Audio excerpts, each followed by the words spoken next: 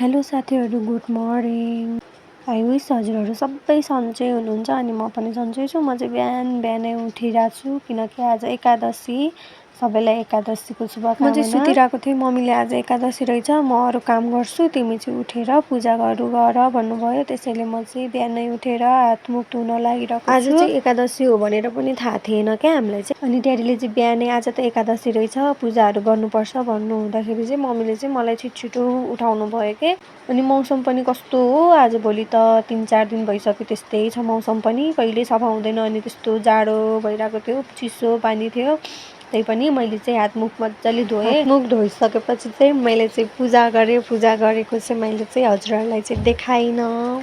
पूजा गरिसकेपछि चाहिँ म चाहिँ एउटा बाट्टा लिएर फुलहरू टिप्नतर्फ लागेँ। हाम्रोतिर चाहिँ सिममा भएको धारामा चाहिँ पूजाहरू गर्ने चलन छ पहिलादेखि नै। त्यसको लागि चाहिँ म चाहिँ यहाँ फुलहरू टिपिरहेको छु। फुलहरूसँगै मैले चाहिँ निबुवाको पात पनि टिपेर ल्याएँ। निबुवाको पातमा पनि मिसाउनु पर्छ। सबै सामानहरू ल्याएर म चाहिँ यहाँनिर माथि घरमा आइसकेँ। माला हुन त खास गरी त सियो र धागो चाहिन्छ नि, तर यस्तो पूजाको लागि चाहिँ मैले चाहिँ बिना सियोको मजाले माला बनाइरहेको छु। मम्मीले नै सिकाउनु भएको थियो मलाई। अनि यो निबुवाको बास्ना चाहिँ एकदम मनपर्छ कि मलाई। अनि हजुरहरूकोतिर चाहिँ एकादशीको दिन चाहिँ कस्तो के गर्नुहुन्छ, सबैको ठाउँअनुसार परम्परा फरक हुन्छ। हाम्रोतिर चाहिँ एकादशीको दिन चाहिँ बिहान चाहिँ भात खानु हुँदैन। त्यसैले हामी चाहिँ इस्कुसहरू अन्य फलफुलहरू लगायत हामी चाहिँ खानुपर्ने हुन्छ। जस्तो भए पनि एक छाक चाहिँ नुन चाहिँ खानु हुँदैन भन्ने छ। माला उनिसकेपछि चाहिँ म चाहिँ सिधै हाम्रो घरको तलपट्टि एउटा ठुलो धारा नाम गरेको धारा छ, त्यो धारामा आएँ म चाहिँ। यो धारामा चाहिँ सानो हुँदाको एकदमै धेरै मेमोरीहरू छ। पहिले चाहिँ यहाँ चाहिँ मम्मीहरू, गाउँका सबै अङ्कल आन्टीहरू चाहिँ यही धारामा लुगाहरू धुने, यही धाराबाट पानी लाने। पहिला घरमा त पानी त थिएन नि त, धाराहरू।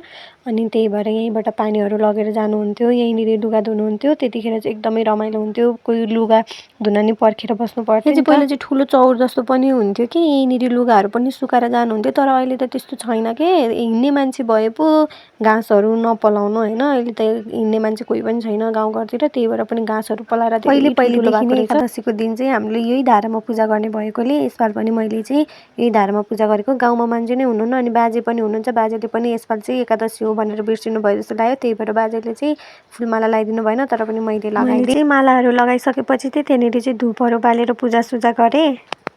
जे जस्तो भए पनि राम्रोसँग मनले चाहेर पूजा गर्यो भने, शुद्ध मनले चाह्यो भने चाहिँ राम्रो हुन्छ भन्ने सुनेको थिएँ। अनि मैले पूजा गरेँ। पूजा गरिसकेपछि चाहिँ म चाहिँ त्यहाँ तातो आउँछ पानी, अनि हातहरू धोएँ। मेरो चाहिँ एकादशीको बिहान चाहिँ यस्तै भयो साथीहरू। हजुरहरूको कस्तो भयो कमेन्ट गर्नु होला। पूजा गर्नुभयो कि भएन। By by everyone. सब्सक्राइब गर्न चाहिँ नभुल्नु होला।